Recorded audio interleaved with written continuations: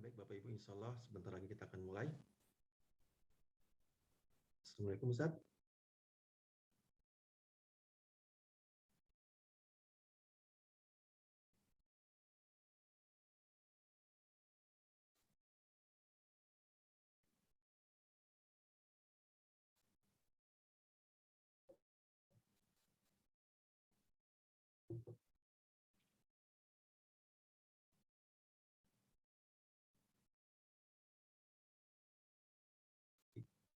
Assalamualaikum Ustaz.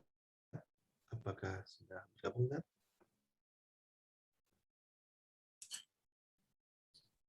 Ya. Baik Ustaz, izin untuk dimulai Ustaz. Ya. Bismillahirrahmanirrahim. Assalamualaikum warahmatullahi wabarakatuh. Alhamdulillahirabbil alamin wa sallallahu wasallam ala nabiyina Muhammadin wa ala alihi wa sahbihi ajmain. Allahumma inni as'aluka hilman nafi'ah wa rizqan thayyiban wa amalan mutaqabbalah.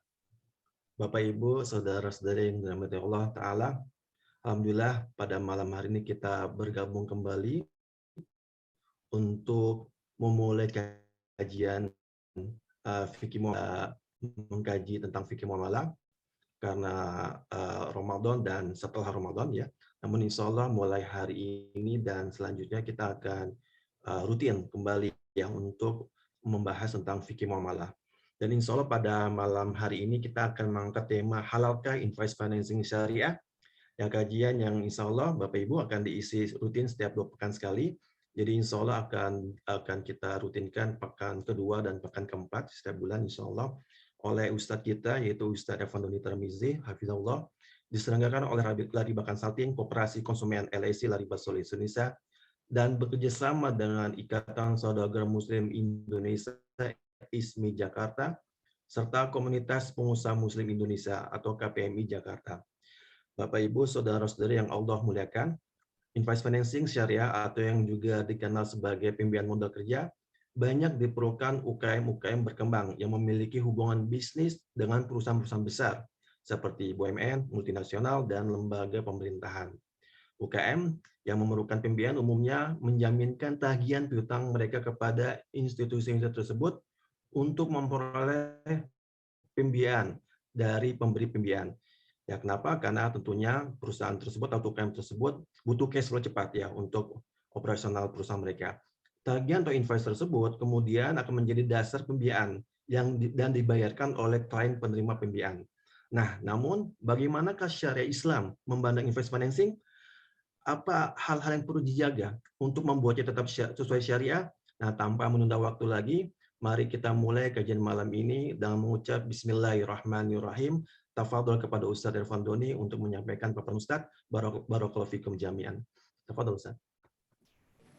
Bismillahirrahmanirrahim. Assalamualaikum warahmatullahi wabarakatuh. Alhamdulillah, wassalatu wassalamu ala rasulillah, wa ala alihi wa sahbihi wa man wala, wa ba'd.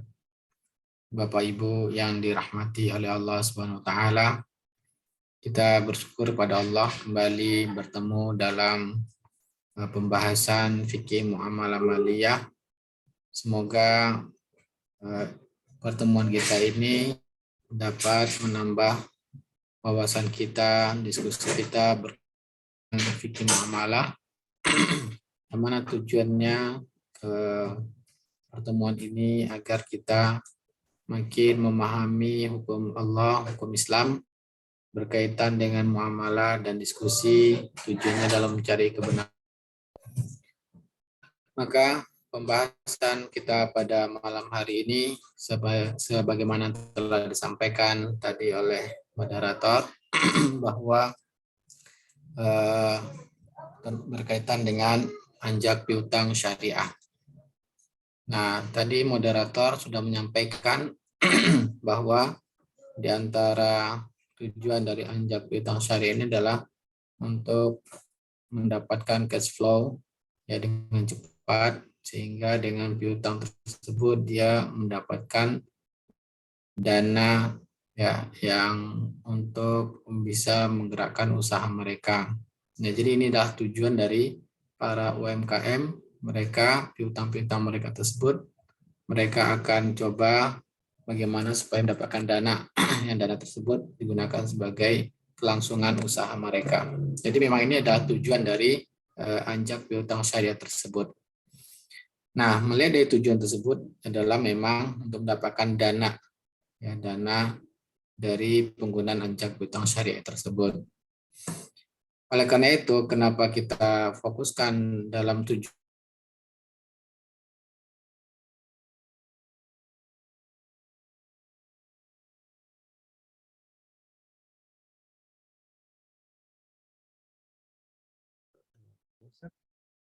yang akan bagaimana saya mengambilnya dari berbagai referensi. Bisa kita lihat di sini. Ya, saya diizinkan ya. Ini nggak apa-apa ini Pak Arif menampilkan ini. Oh ya, nggak apa-apa Ustaz. Kan ini apa umum ya. Nah, ini umum ya. Saya mengambil ini sebagai referensi umum.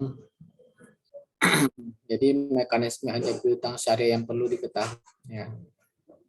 Pembiayaan factoring dengan prinsip syariah menerapkan wakalah bil ujroh. Akad wakalah bil ujroh memiliki arti pelimpahan atau pemberi kuasa dari satu pihak yang disebut mewakil kepada pihak lain ujroh atau keuntungan upah. Nah, jadi di sini ya UMKM yang memiliki piutang, mereka mewakilkan kepada tempat yang mereka akan mendapatkan dana. Pada transaksi berbasis hukum Islam, perusahaan faktor atau anjak piutang tidak menerima keuntungan dari imbalan atau bunga. Keuntungan yang diperoleh yaitu dari ujroh atau dalam bahasa sederhana adalah komisi. Jadi kita catat di sini ya, bahwa keuntungan yang didapatkan, jadi perusahaan ini adalah mendapatkan keuntungan, yaitu keuntungan dari fee karena sudah menagihkan piutang UMKM tersebut. Jadi memang tujuan perusahaan ini adalah untuk mendapatkan keuntungan. Nah, sementara pembiayaan yang diberikan kepada klien dalam hal ini pihak kreditur tentunya corp. Jadi UMKM tadi ya mendapatkan keuntungan dari memberikan piutangnya kepada perusahaan faktor, yaitu mendapatkan talangan. Ya. Talangan ini dinamakan Islam adalah kordon. Nah, dari sini kita sudah mengetahui bahwa ada dua akad di sini. Akad yang pertama yaitu akad sewa jasa sebagai penarik piutang PMKM tersebut. Kemudian perusahaan faktor ini memberikan talangan kepada pihak kreditur. Bentuknya adalah akad kordon. Jadi ada dua akad di sini. Ya, dalam satu kesatuan yaitu akad ijarah dan akad talangan. Kemudian kita lanjutkan ya. Dari sini sebetulnya kita sudah mengetahui ya akad yang digunakan dalam anjak piutang syariah. Tapi kita lihat dalam tulisan ini ya, qard sendiri merupakan akad bentuk akad lainnya pada jenis pembiayaan. Qard dapat diartikan sebagai dana talangan atau pinjaman dengan jumlah sama seperti besaran piutang. Pada faktoring syariah ini, pihak faktor tidak diperbolehkan menerapkan bunga dari pembiayaan tersebut. Hal ini sesuai dengan prinsip ekonomi Islam, yakni tidak menimbulkan unsur riba, gharar, dan maisir. Namun, sebagaimana perusahaan lain pada umumnya, faktor tetaplah menjalankan bisnis dengan tujuan memperoleh keuntungan. Mungkin Anda bertanya-tanya dari mana keuntungan yang diperoleh faktor jika tidak ada penerapan bunga acuan. Keuntungan faktor dapat dari fee atau ujroh yang dibayarkan oleh klien ganti pelayanan dan beban kerja. Ya. Akad wakalah bil ujroh dalam anjak piutang. Dalam praktik keuangan syariah, setiap transaksi harus diawali dengan jelas. Begitu juga dengan praktik pembiayaan faktoring di mana pihak-pihak terlibat harus bersepakat terkait aktivitas tersebut. Ada beberapa langkah atau mekanisme. Pertama, pihak pemilik piutang melimpahkan kuasa untuk melakukan pengurusan di atas dokumen ya, penagihan utang. Selain itu, al-wakil dalam hal ini adalah faktor juga bertugas piutang kepada debitur atas nama kliennya atau kreditur. Kemudian penagihan serta upah kerja pengurusan dokumen tertentu dikenakan fee tersendiri. Kemudian kreditur menentukan perusahaan mana. Nah, ini penyampaian. Kemudian kita lihat dasar fatwa DSN MUI adalah sebagai dasar yang digunakan oleh lembaga keuangan syariah dalam pelaksanaan anjak piutang syariah ini. Ya, kita lihat bagaimana fatwa DSN MUI tentang anjak piutang syariah ini dan pengertiannya. Dalam fatwa nomor ini ya, nomor 28, fatwa nomor berapa ini? Nomor 62 tahun 2008 tentang anjak piutang syariah. Ya, kita lihat bagaimana keputusan fatwanya. Nah, pertama pengertian ya. Yang dimaksud dengan anjak piutang secara syariah adalah penyelesaian piutang atau penagihan tagihan piutang jangka pendek dari pihak yang berpiutang kepada pihak lain yang kemudian menagih piutang tersebut kepada pihak yang berhutang atau pihak yang ditunjuk oleh pihak yang berhutang sesuai prinsip syariah. Nah, dari pengertian ini menurut saya kurang lengkap ya. Karena ini hanya sebagai penugasan untuk penagih utang diberi upah. Kalau dalam pengertian ini saya rasa tidak ada masalah. Maka ya ketika kita mengupahkan seorang untuk menagih. Misalkan kita memiliki piutang, maka kita minta untuk bekerja menagih dan kita kasih upah. Maka ini tidak ada masalah, seluruh ulama sepakat. Kenakannya adalah wakalah bil ujroh. Dan fatwa DSN MUI sudah menyampaikan dari dalil tentang wakalah bil ujroh di sini. Ya. Contohnya al-wakalah dalilnya man istajar ajran falyu'limhu ajrahu. Barang siapa yang bekerja beritahukanlah upahnya. Ya, jadi mempekerja menagih hutang itu tidak ada masalah dan itu kita tahu. Ada perusahaan yang khusus menagih hutang dan itu ya tidak ada masalah karena hanya sebagai penugas dan orang yang ditugaskan dan mendapatkan upah dari penugasannya tersebut. Tetapi ternyata ya pengertian ini belum lengkap. Kalau kita lihat dalam ketentuan akadnya, ternyata ya pengertian tidak sesuai dengan yang dirincikan dalam ketentuan akad. Dalam ketentuan akad yang dapat digunakan dalam anjak piutang secara syariah adalah wakalah bil ujroh. Ya. Jadi akad wakalah bil ujroh itu artinya UMKM yang membutuhkan dana dan dia memiliki piutang, ya, mewakilkan kepada perusahaan faktor anjak piutang untuk menagih hutangnya.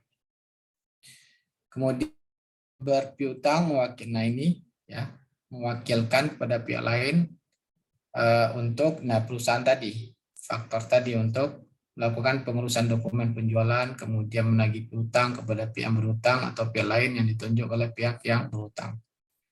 Kemudian pihak yang ditunjuk sebagaimana dimaksud dalam akad 2 tersebut menjadi wakil yang berpiutang untuk melakukan penagihan kepada pihak yang berhutang atau pihak lain yang ditunjuk oleh pihak yang berhutang untuk bayar. Nah, yang jadi masalah di sini nomor 4, pihak yang ditunjuk menjadi wakil dapat memberikan dana talangan. Dalam pengertian tadi tidak menyebutkan adanya talangan.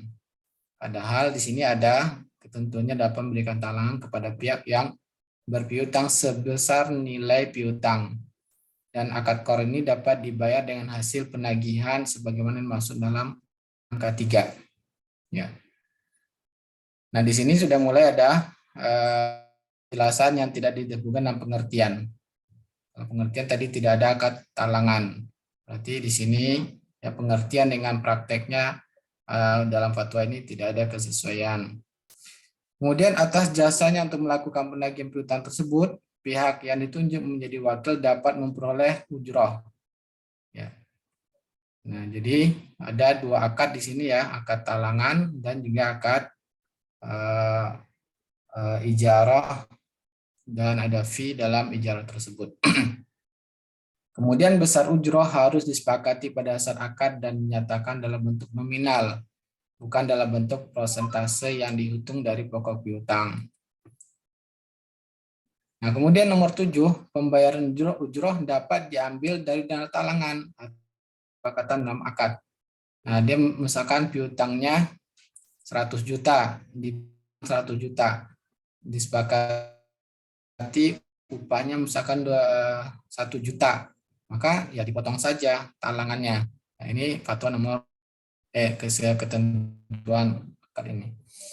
Nah, lebih membingungkan dalam fatwa itu antara akad wakalah bil ujroh dan akad qor tidak dibolehkan adanya Nah, di sini dalam fatwa ini ya menjelaskan tidak ada keterkaitan antara akad wakalah dengan akad qardun. Nah, padahal setiap orang yang UMKM yang ingin melakukan pembiayaan penggunaan dalam ini memang tujuannya adalah mereka akan menggabungkan 2 akad. Ya, tujuan mereka adalah mendapatkan dana. Sehingga di sana pasti tidak mau pasti ada 2 akad sekaligus. Itu akad talangan yang mereka harapkan dan mereka harus wakilkan penugasan penagihan hutang mereka kepada perusahaan tersebut. Nah, di sini nomor 8 ini ya berbeda dengan ketentuan yang nomor 4. Nomor 4 di sini boleh. Nomor 4 boleh akad talangan, tapi di nomor 8 tidak boleh ada keterikatan. Alam ini sepertinya antara nomor 4 dan 8 ini bertentangan ya. Karena nomor 4 boleh memberikan talangan, kemudian nomor 8 ya tidak boleh ada keterikatan.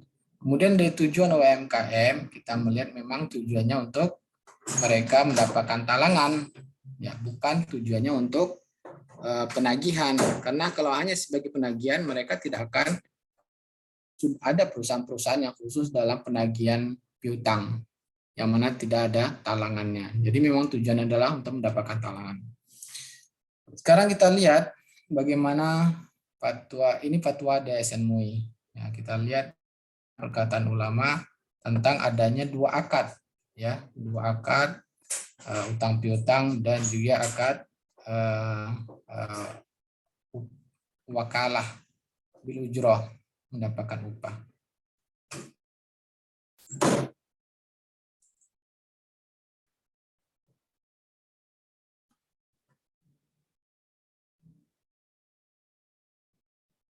Saya sulit untuk ini. Nah, kita lihat ini berbahasa Arab, saya bacakan dan saya artikan ya. Wa qala al-Qarafi rahimahullah, ya. Berkata Al-Qarafi, semoga Allah merahmatinya, wa bi ijma'il ummah ala jawazil bai' wa salaf muftariqaini. Para umat Islam seluruhnya sepakat bolehnya akad jual beli kemudian terpisah dan akad utang piutang terpisah. Ya, maksudnya akad jual beli boleh, utang piutang juga boleh. Artinya tidak tergabung dalam satu akad. Ya, kita misalkan hanya jual beli saja boleh, atau berhutang saja boleh. Ya. Artinya yang dilakukan secara ya jual beli saja atau utang piutang saja. Kemudian wa tahrimuhuma mujtami'aini, dan ijma' juga para ulama seluruhnya haramnya ya mujtami'aini, akad utang piutang dengan akad jual beli itu tergabung. Ya. Jadi ulama sudah sepakat bahwa haram hukumnya ada akad jual beli ya, dan akad utang piutang tergabung dalam satu kesatuan.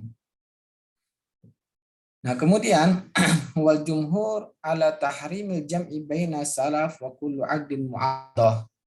Dan jumhur para ulama mengharamkan tergabungnya antara utang piutang dan dengan seluruh bentuk kontrak yang ada keuntungannya, tukar menukar. Tukar menukar itu contohnya ya tukar menukar itu artinya seperti jual beli atau sewa menyewa. Di sana ada tukar menukar uang ditukar dengan jasa. Ya. Contohnya seperti ijarah, sewa, dan samsara juga. Samsara ini calo. Nah, ijarah ini tukar menukar ya, jasa dengan uang. Nah, jadi para jumhur ulama mengharamkan adanya dalam satuan tergabung akad utang piutang, talangan, dan juga akad sewa jasa. Nah ini adalah perkataan Qarafi ijma, kemudian juga ada penjelasan berikutnya dari jumhur para ulama haramnya. Nah, tentunya ijma ini yang dikatakan Qarafi berdasarkan hadis Nabi, yaitu hadis yang Amr bin Shu'aib dari bapaknya, dari kakeknya. Qala Rasulullah sallallahu alaihi wasallam, Rasulullah sallallahu alaihi wasallam bersabda, la yahillu salafun wa bai'un, tidak halal salaf, utang piutang, dan jual beli. Jual beli ini termasuk sewa menyewa jasa, ya, jual beli jasa. Hadis ini Tirmizi, Abu Daud, Nasai, dan disahihkan Tirmizi dan Albani. Ya. Nah, qala Al-Khattabi rahimahullah berkata, wa dzalika mithlu an yaqula. Contohnya, abi'uka hadza al-'abdu bi 50 dinaran ala an taslifni 1000 dirham. Saya jual ini ya, tapi pinjam saya. Nah, sama dengan penagihan ini, saya pakai jasa kamu ya. Saya pakai jasamu penagihan utang saya dan tapi pinjam uang ya. Ya. Saya beli jasa kamu dan tapi pinjamkan saya uang, dan inilah yang dilakukan oleh perusahaan anjak piutang syariah. Mereka menawarkan jasa penagih, mereka memberikan pinjaman. Berarti ini tergabung dua akad, utang piutang dan juga akad talangan. Nah, kesimpulan dari ini walhasil ya annahu in hasalat al-mahabah aw ziyadah fi zaman kana tahrim li ajli annahu riba. Kesimpulannya bahwa apabila ada pertambahan, ada keuntungan ya dalam akad sewa menyewa. Nah, seandainya tidak ada tidak ada jasa ya, hanya penagihan saja tanpa diupah, maka itu tetap ada penggabungan dua ya. Maka tahrimnya di sini menjadi riba, keuntungan dalam mendapatkan upah tadi. Anna in haba au ziyadah fi zaman kana tahrim li ajli anna riba. Bahwa jika ada keuntungan ya maka pengharamannya karena riba. Bergabungnya akad talangan dengan akad jual beli jasa. Tahsul kana tahrim musaddan li zari'ati riba. Kalau tidak ada keuntungan dalam akad penggabungan akad utang piutang dengan akad jual beli, tidak kan, maka tetap diharamkan, tapi pengharamnya saddu zari'ah. Ya. Saddu zari'ah ini dibolehkan kalau ada hajat. Yang jadi masalah di sini adalah ada keuntungan yang didapat oleh perusahaan. Perusahaan tadi dalam ingin mendapatkan keuntungan membuat anjak piutang syariah ini, sehingga ini ada ribanya. Ya. Jadi keuntungan dari penagihan tersebut adalah riba. Wallahu ta'ala. Maka fatwa Dewan Syariah Nasional ini kontroversi dengan yang telah disampaikan oleh para. Wallahu alam, saya tidak pernah melihat piutang ini fatwa-fatwa ulama sebelumnya, kalaulah dibolehkan ada fatwa ulama yang bolehkannya. Tapi hanya baru saya mengetahui dari fatwa DSN MUI. Ya, wallahu ta'ala mungkin ini yang bisa kita sampaikan dan masukan. Silakan kalau ada yang didiskusikan atau ditanya. Ustaz, jazakallah khairan atas pemaparannya Ustaz. Memang Ustaz ini ada apa ya namanya startup ya, mereka menamakan fintech syariah ataupun sejenisnya Ustaz, lembaga termasuk lembaga keuangan syariah. Menurut mereka menggunakan invoice financing ya, anjak piutang syariah ini, dan ini yang jadi masalah nauzubillah min dzalik, padahal mereka sudah belajar, sudah ngaji, bahkan tetap mempraktekannya. Ada juga menjadi investornya juga ya, nauzubillah min dzalik. Dan juga mungkin Ustaz, kalau misalkan anggap Ustaz ya, tadi kemungkinan kan ada dua Ustaz ya. Yang pertama yang tadi antum sampaikan bahwa fatwa DSN MUI ini kontroversi ya, perlu kita pertanyakan. Itu kemungkinan pertama, dan tentunya ini bagi yang pro terhadap panja piutang syariah, mereka menggunakan fatwa ini Ustaz. Nah, kemungkinan kedua Ustaz, anggap saja Ustaz ya, anggap saja fatwa DSN MUI ini benar gitu, anggap aja Ustaz, asumsi. Namun yang tadi antum sampaikan Ustaz, yang poin nomor 8, adanya akad wakalah bil ujroh dan akad qard tidak diperbolehkan adanya keterikatan atau ta'alluq gitu ya. Nah, artinya apa? Nah, kalau misalkan faktanya itu mereka ada ta'alluq gitu. Ya nggak mungkin kan mereka itu pakai qard, ngasih qard, tapi nggak diikat dengan wakalah bil ujrohnya gitu. Ada ujrohnya di sana. Jadi ini jadi tambah masalah. Jadi kiri kanan kena mereka semua itu. Ya artinya ternyata itu ta'alluq, nggak mungkin mereka ngasih qard aja tanpa adanya kelebihan, itu tidak mungkin, karena pasti yang tadi antum sampaikan Ustaz, bahwa UKM ini kan sebenarnya tujuannya itu qard ya, apa utangnya gitu ya, bukan untuk minta tolong untuk ditagih piutangnya oleh perusahaan jasa factoring tersebut. Ya, Masya Allah Ustaz, jazakallah Ustaz. Mungkin kita buka diskusi untuk Bapak Ibu.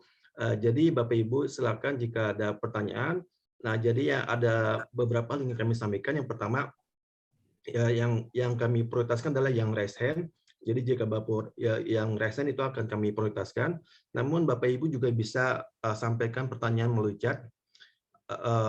Namun jika memang ada yang urgent, lebih baik raise hand ya Bapak Ibu. Itu yang pertama. Lalu yang kedua, nanti mohon sebutkan dari nama dan dari mana berasal. Dan yang ketiga, mohon tidak menyebut nama ya, nama merek ya, nama brand segala macam, karena khawatir ya nanti ada yang tersinggung gitu ya. Ya, mungkin dipersilakan Bapak Ibu yang ingin bertanya.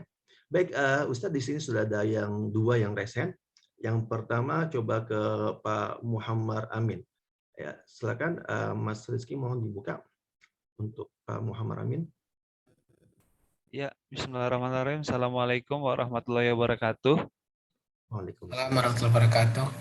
Alhamdulillah, setelah mendengar kajian dari Ustadz mengenai invoice atau pembiayaan UMKM ini, kalau secara fakta Ustadz sampaikan surat edaran dari MUI itu ada kontroversi, lalu apa yang harus kita lakukan Ustadz untuk membenahi atau memberikan masukan kepada MUI? Itu yang pertama. Yang kedua, jika memang kontroversi ini dalam tanda kutip menuju abu-abu, lalu dasar apa yang harus menjadi acuan kita untuk sebagai pegangan, sebagai pedoman untuk UMKM sendiri? Karena sejauh ini saya juga UMKM, Ustadz. Jadi kiranya mohon pencerahan. Terima kasih. Assalamualaikum warahmatullahi wabarakatuh. Maaf Pak, yang nomor 2 saya maksudnya kurang paham Pak. Gimana maksud nomor 2? Pegangan apa maksudnya? Ya, Mas Rizky mungkin tolong dibuka lagi, Mas Rizky. Mungkin nanti bagi yang bertanya jangan di mute dulu ya, supaya bisa diskusi. Iya, yang kedua itu kalau memang kontroversi itu belum menemukan titik temu, lalu acuan apa yang harus kita pegang itu, Ustadz? Maksudnya itu. Dalam masalah anjak piutang aja atau dalam seluruh fatwa, Pak, yang tanyakan? Dari fatwa yang Ustadz tadi sampaikan gitu ya. Nanti kan itu dikiaskan lagi nanti seperti apa kalau memang kita menemukan fatwa atau surat edaran dari MUI ini kontroversi seperti itu. Eh, yang pertama tadi bagaimana masukan kita ke DSMUI ya, itu ya.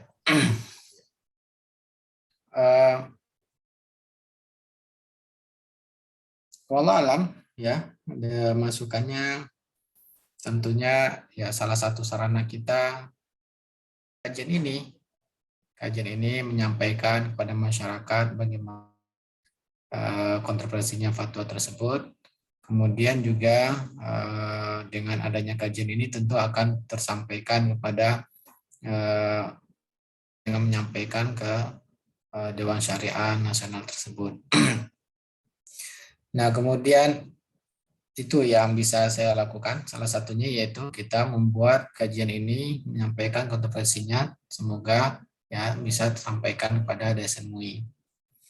Kemudian untuk pertanyaan nomor 2, bagaimana apa tadi? Lupa saya. Pak Muhammad Amin. Fatwa, Ustaz. Iya, jika kita sudah tahu bahwa bukan fatwa ya, surat edaran MUI ini ada kontroversi. Enggak, surat edaran maksudnya ini kan fatwa.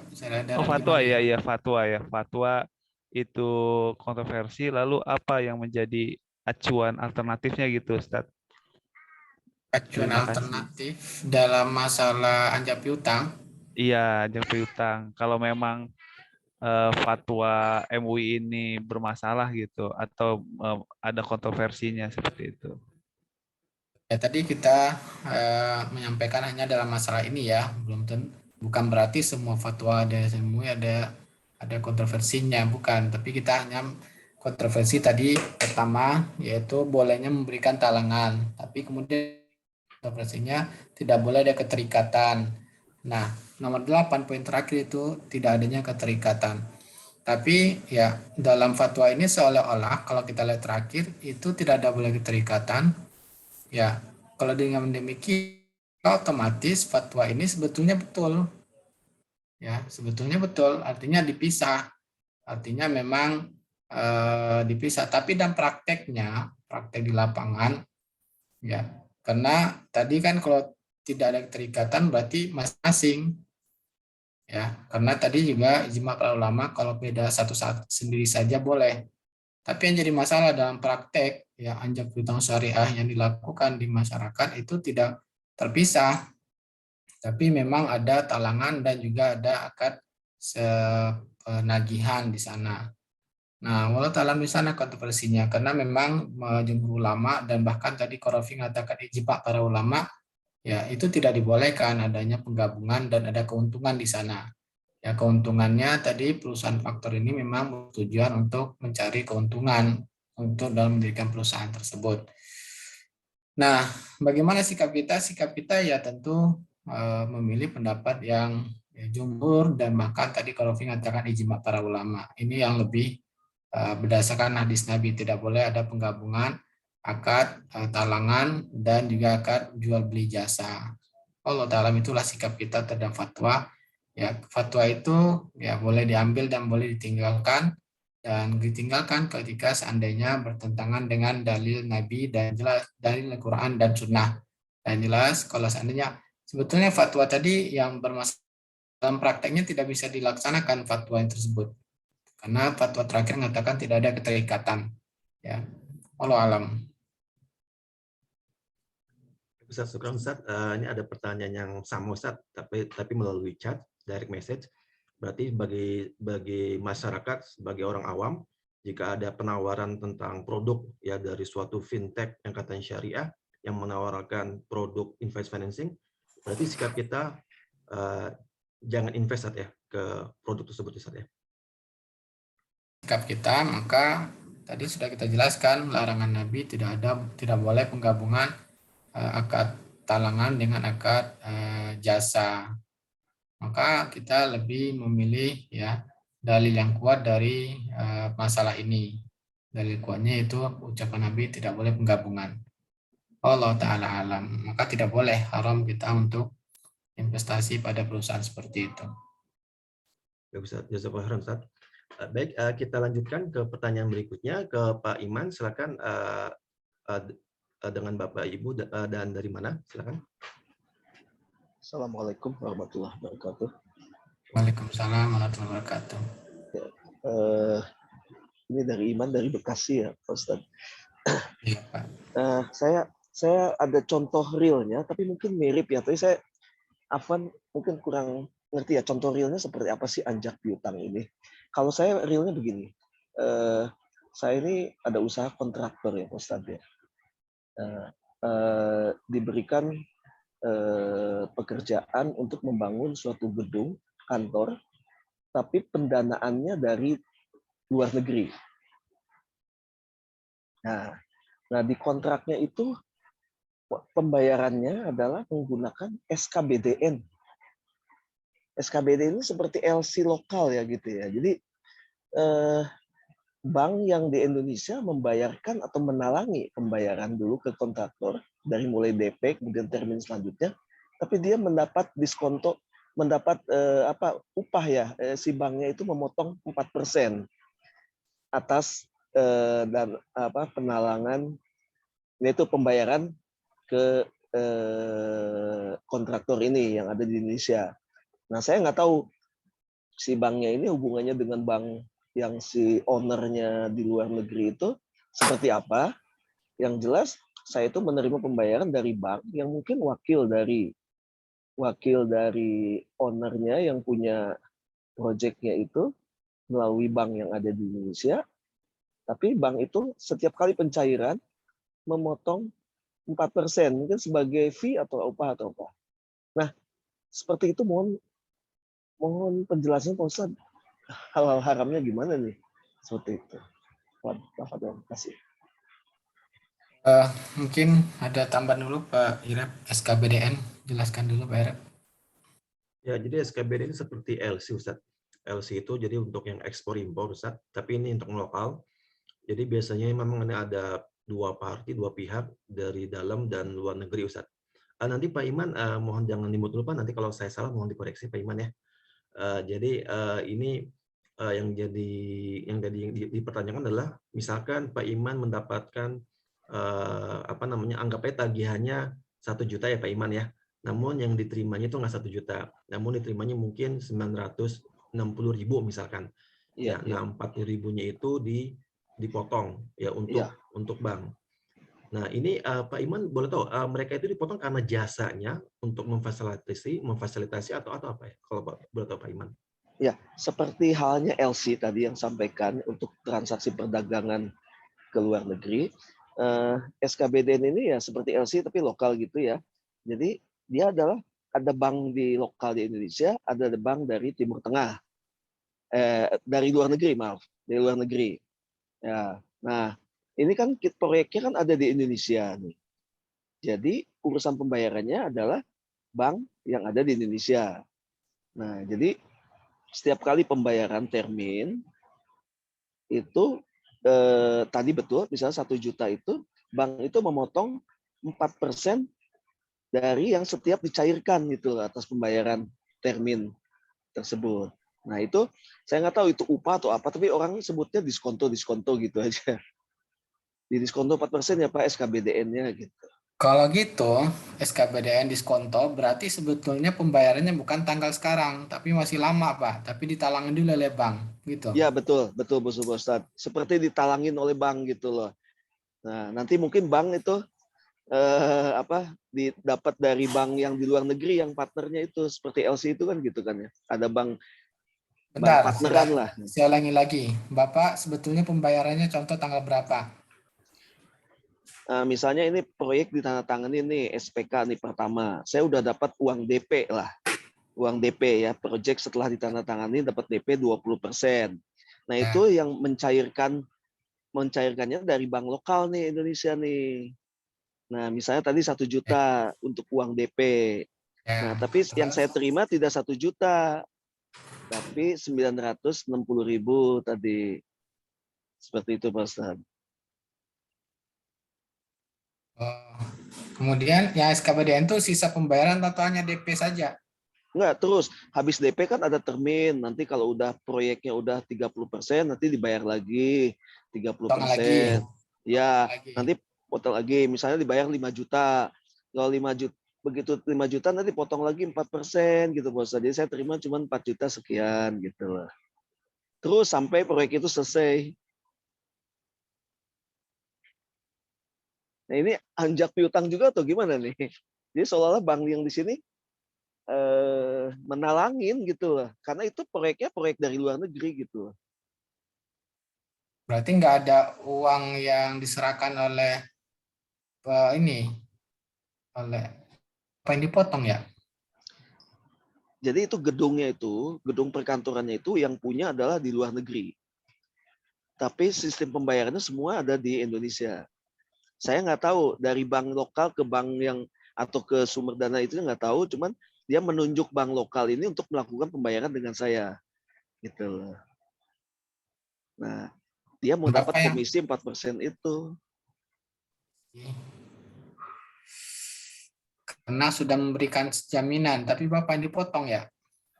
Ya. Karena penjaminan dari bank bahwa akan terbayarkan, tapi malah Bapak yang dibebankan ya? Iya. Bebanannya. Oh, alam saya belum. Mungkin juga banknya itu juga membebankan juga ke pihak luar negerinya. Dia membebankan ke sana ke sini mungkin ya.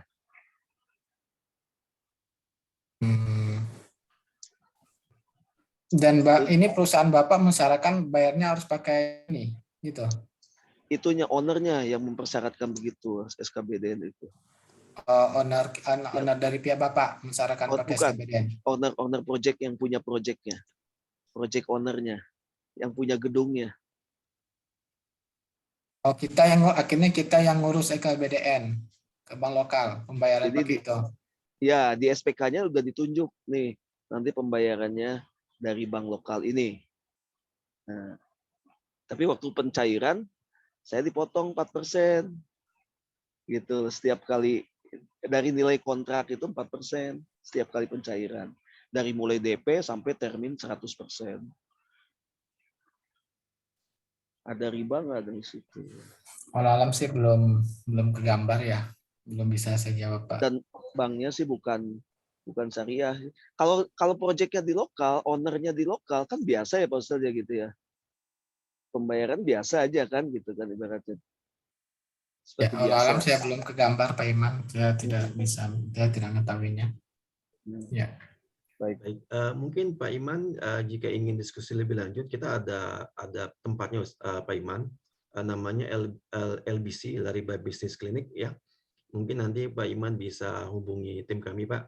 Nanti kita akan coba diskusi lebih lanjut ya, karena mungkin perlu penjelasan lebih spesifik, termasuk akadnya ya, perlu dicek dulu gitu kan. Ya, Supaya tidak salah menilai. Iya, ini ada yang sesuatu yang masih belum dapat dipahami dengan baik Pak. Kayaknya ada pelaksanaannya belum Bapak ceritakan yang lengkap kayaknya, sehingga tidak bisa dipahami dengan baik. Ya, tapi Pak Ustadz ini berbeda dengan yang anjak piutang barusan Pak Ustadz jelasin, berbeda ya? Ya Pak, sepertinya. Beda ya.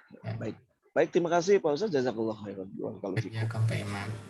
Barakallah. Baik, Ustadz, izin Ustadz lanjut ke pertanyaan berikutnya. Insya Allah Bapak Ibu, insya Allah kita ada sekitar 15 menit ya, karena insya Allah sampai jam 9 ya. Baik, dengan Pak Asep Sudrajat, mohon dari mana Pak Asep dan pertanyaannya, silakan. Bismillahirrahmanirrahim. Assalamualaikum Ustadz. Waalaikumsalam warahmatullahi wabarakatuh. Izin bertanya Ustadz, tapi sebelumnya mohon izin juga kalau misalnya temanya agak sedikit melenceng. Yang ingin saya tanyakan Ustadz, oh ya, saya dari Bandung Ustadz, maaf. Ya, yang ingin saya tanyakan, karena saya juga baru belajar bisnis dan di UMKM juga, ini Ustadz, kalau istilahnya tuh secara umumnya ada yang di CV itu ada suka namanya itu pinjam bendera. Nah, itu gimana hukumnya Ustadz? Kalau istilah secara umumnya sih yang sering orang-orang bilang namanya pinjam bendera. Jadi kita yang punya CV, misalnya ada proyek dari pemerintah, kemudian pemerintah pinjam bendera ke CV kita. Nah, tapi CV kita itu tidak menghandle proyek pemerintah tersebut, hanya mendapatkan upah dari pemerintah tersebut sebesar misalnya 5% dari proyek pemerintah tersebut. Jadi kita tidak menghandle proyek, kita cuma meminjamkan bendera kita atau CV kita untuk proyek pemerintah itu, yang nanti si proyeknya itu tetap dipegang sama orang tersebut. Gitu Ustaz, yang ingin saya tanyakan. Pertama, apakah hukumnya itu melanggar syariat? Terus itu yang pertama. Kemudian kalau misalnya ada yang ada bohongnya juga Ustaz. Jadi kalau misalnya ketika proyek pemerintahnya sekian rupiah, kemudian saya harus mendatangi sekian rupiah, tapi padahal yang keluar dari proyeknya itu adalah tidak sebesar seperti yang direncanakan oleh pemerintah tersebut, Ustaz. Itu mungkin Ustaz. Terima kasih Ustaz, dijawab. Pasif ini untuk lelang Pak ya? Untuk lelang benderanya, pinjam benderanya. Gimana Ustaz? Untuk lelang juga? Lelang. Untuk lelang juga Ustaz. Keperluan lelang ya? Ya. Oke, baik. Ya, silakan Ustaz. Lelang proyek pakai bendera itu. Iya Ustaz. Ya. Kemudian pengerjanya bukan Bapak, yang ngerjain mereka. Iya, yang ngerjain mereka. Jadi kita cuma diminta untuk pinjam CV-nya aja gitu. Nanti kita dapat persenannya Ustaz. Pakai bendera. Iya. Ini ya, ada unsur, Iya, ada. Kalau nggak salah pada saat lelang itu ada ini saat ada persyaratan berapa banyak perusahaan yang masuk Ustaz. Kalau nggak salah di lelang seperti itu Ustaz. Ya, gimana? Ya nanti Pak Asep mohon koreksi saya Pak Asep supaya ada gambaran jelas untuk Ustaz Pak Asep. Jadi kalau tidak salah lelang itu kan ada ini ada ini Pak Asep ya, ada minimal perusahaan yang harus disertakan supaya lelang itu sesuai dengan peraturan pemerintah. Betul ya Pak Asep? Iya, betul Ustaz. Nah, kenapa kok kita yang dipilih? Karena pertama kita punya relasi dengan dinas tersebut. Jadi dinas tersebut mempercayakan juga kepada kita. Jadi seperti itu Ustaz. Padahal sana harusnya lelang ya, berdasarkan ini, kerjaan. Nah, di sini ada unsur pembohongan dong, di sini ya. Nah, itu Ustaz. Jadi tadi yang saya tanyakan tuh gimana kalau nggak ada unsur pembohongan, sama ada unsur pembohongan gitu Ustaz. Ya. Nah, harusnya kan kalau memang ini murni lelang, berarti dia mengerjakan, bukan pemerintah mengerjakan. Nah, pemakaian ini berarti ada unsur pembohongan. Ini adalah tidak dibolehkan ya. Nah, jatuhnya ini nanti juga akan suap menyuap nanti. Kita memberikan uang kepada orang yang memenangkan kita, ya berupa fee-nya tadi, dengan cara pembayarannya tadi tidak sesuai dengan yang kita tuliskan sebagai dalam kontrak. Nah, itu kan untuk mereka juga nanti uang itu. Ini merupakan suap. Jadi di sini ada dosanya, dosa suap dan juga dosa pembohongan. Ya, maka Allah Ta'ala ini hukumnya haram, tidak boleh kita ikut. Baik Ustaz, jazakallahu Ustaz. Izin untuk ke penanya berikutnya Ustaz dengan Pak Sigit. Silakan Pak Sigit dari mana dan pertanyaannya silakan.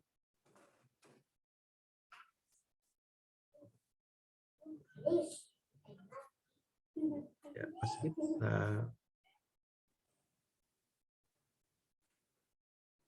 Baik Ustaz, sambil menunggu Pak Sigit, mungkin Ustaz ini kita ke chat Ustaz ya, ada pertanyaan Ustaz.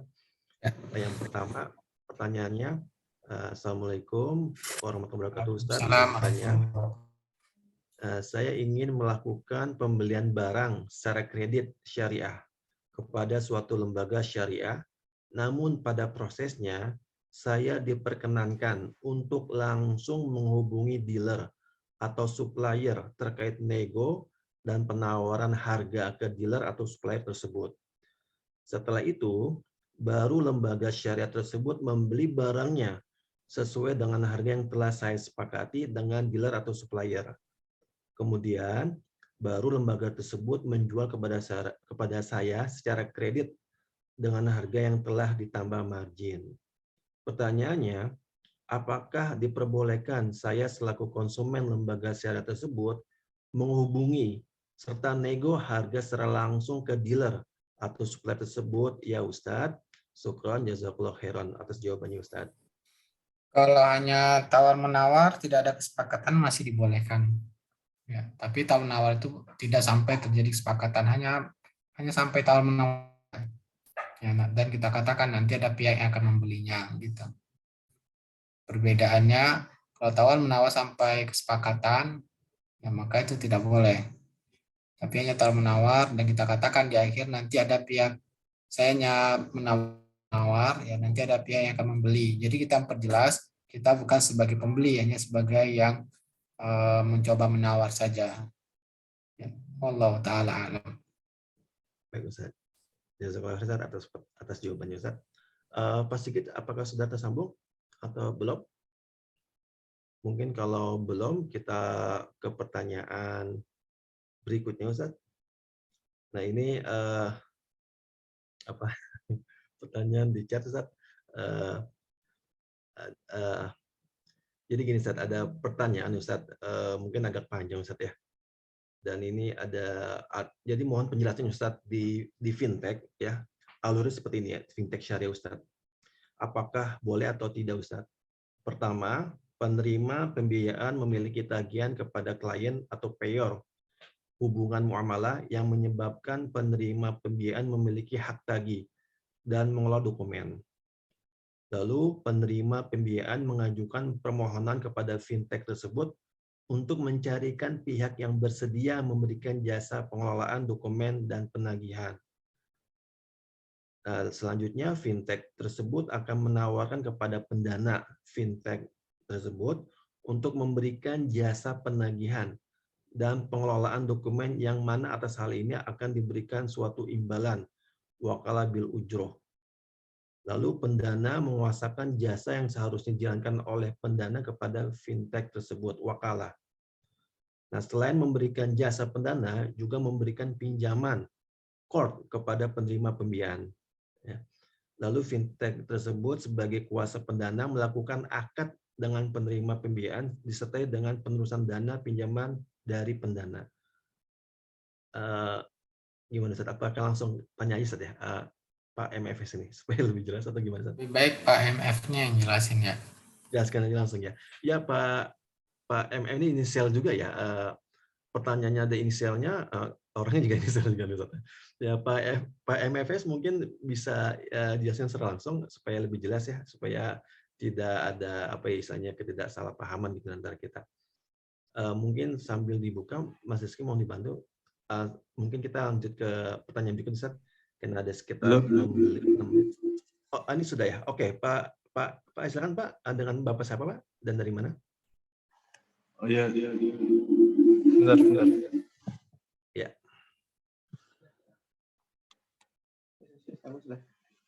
Silakan Pak. Iya. Pak. Halo Pak.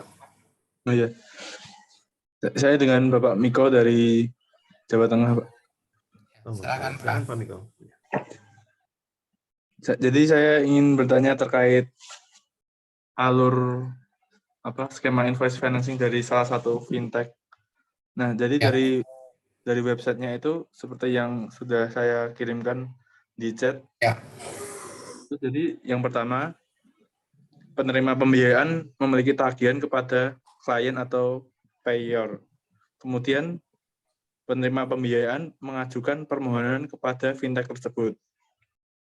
Ya. Setelah itu, fintech tersebut akan menawarkan kepada pendana dari fintech tersebut untuk memberikan jasa penagihan. Dia melakukan jasa penagihan fintech tersebut, Pak ya?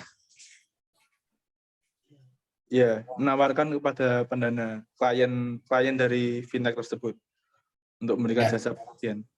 Mereka yang akan mengerjakan penagihan ya? Iya. Ya, teruskan. Kemudian pendana yang dimaksud ini adalah pendana dari fintech tersebut. Dia mengkuasakan jasa yang seharusnya dijalankan oleh pendana kepada fintech tersebut.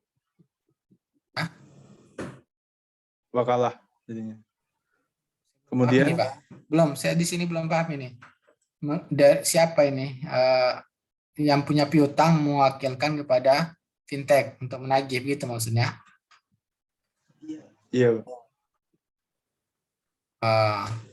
Sama dong, masih aluran tadi juga berarti ya. iya Pak. Kemudian yang poin selanjutnya itu selain memberikan jasa, pendana atau kliennya yang dari fintech tadi itu juga memberikan pinjaman atau quote kepada penerima pembiayaan. Nah, setelah itu si fintech ini melakukan akad dengan penerima pembiayaan disertai dengan penerusan dana pinjaman dari pendana. Seperti itu Pak alurnya. Ustaz, gimana Ustaz? Belum paham saya, Pak. Gimana ya? Jadi ada berapa orang di sini sebetulnya dalam akad ini? Ada 3 Pak. Ada 3. Iya. Bentar. Pertama pihak siapa? Pertama itu penerima pembiayaan. Kemudian yang kedua Ini penerima fintech. pembiayaan ini yang punya piutang maksudnya. Yang punya hutang. Yang punya hutang. Yang mau meminjam. Yang mau meminjam. Yang punya piutang, betul. Punya piutang berarti kan. UKM. Ya. UKM. Nah, terus pihak Kemudian, kedua fintech. Yang kedua adalah fintechnya. Pihak ketiga. Yang ketiga adalah pendana. Pihak pendana ini akan menginjakan talangan. Iya, yang usernya fintechnya tadi Pak, pengguna. Investor, Ustaz. Investor. Iya, investor. Investor ini akan memberikan talangan. Iya. Ya. Iya. Yang menagih piutang tadi siapa? Investor itu juga.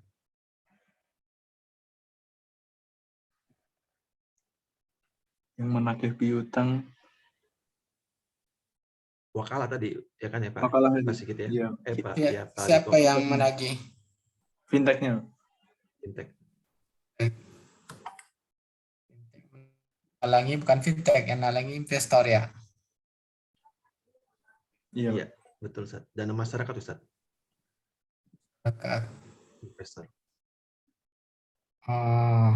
Fintech ini dia yang akan menagih piutang. Berarti antara yang penagih dengan yang memberi talangan beda orangnya berarti ya? Iya Pak. Yang menagih itu fintechnya, sedangkan yang memberi quote itu investornya tadi. Bentar, pertanyaannya, investor mendapatkan apa?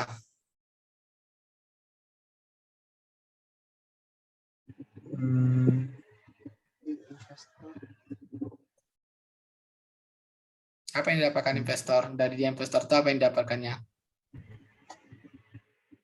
Nah Pak, ini di sini tidak tertera informasi. Nggak mungkin orang investor kalau tidak mendapatkan apa-apa. Mungkin dapat pahala Ustaz.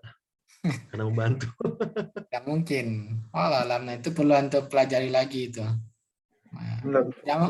Saya coba kirim diagramnya ya Ustaz. Ya, coba diperjelas dulu untuk nggak mungkin dia mendapat investor, nama investor pasti ingin untung. Nggak mungkin dia memberikan tidak akan tidak mendapatkan untung. Wallah alam, untuk perjelas lagi ya. Ya. Iya Pak. Iya Ustaz. Ya. Terima kasih Ustaz. Ya. Syukron ya Pak Miko. Baik Ustaz, berhubung sudah jam 9, mungkin ada kesimpulan dari Antum Ustaz, dijelaskan Ustaz. Nah, kesimpulannya intinya kita terus belajar ya. Kita semua terus belajar, dan ketika mendapatkan hal-hal yang kita ragukan malah sehari-hari, kita akan diskusi di majelis ini. Tujuannya untuk mencari keridhaan Allah Ta'ala dalam mencari rezeki. Karena kalau seandainya itu dilarang syariat, pasti itu berbahaya bagi kita di dunia dan di akhirat. Jadi bukan tujuan kita untuk mencari kesalahan, tapi tujuannya untuk menjaga keamanan bagi diri kita dan keluarga kita dari sesuatu yang dilarang oleh syariat Allah Ta'ala. Itu yang bisa kita sampaikan. Ustadz, alhamdulillahirrahmanirrahim. Terima kasih banyak Ustadz Irfandoni atas ilmunya dan Bapak Ibu yang sudah berkenan mengikuti kajian malam ini. Jazakumullah khairan. Semoga menjadi ilmu yang bermanfaat bagi kita semua yang mendengarkan. Amin ya rabbal alamin. Insya Allah sampai jumpa lagi di kajian berikutnya Bapak Ibu. Untuk informasi kajian serta informasi-informasi lain terkait Lariba Consulting dan Koperasi Lariba Solusi Indonesia, Bapak Ibu dapat menyimaknya melalui Instagram kami, FB, LinkedIn, maupun YouTube kami. Baiklah, mari kita tutup majelis kita ini dengan doa kafaratul majelis. Subhanakallah wa bihamdika. Alhamdulillah. Asyhadu an la ilaha illa anta astaghfiruka wa atubu ilaik. Rabbana taqabbal minna. Wassalamualaikum warahmatullahi wabarakatuh. Waalaikumsalam warahmatullahi wabarakatuh. Salam. Jazakumullah khair.